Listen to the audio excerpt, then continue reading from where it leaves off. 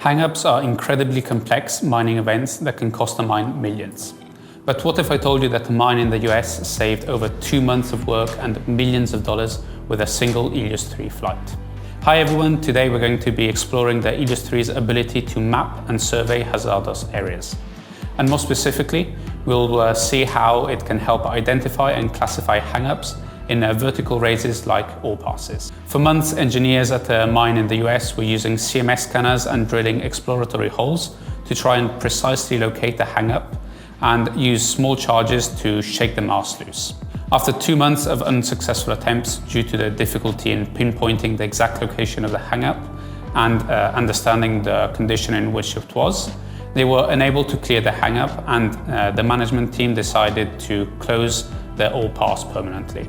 Some weeks later, pilots from the Flyability team were doing a demonstration of the Elios 3 mining drone in the very same mine, and were asked to try and identify the location of the hang-up. And within 10 minutes, geolocational data from the Elios 3's 3D live map showed them exactly where the clog was located. And a visual feed from the 4K camera informed them on the condition of the hang-up.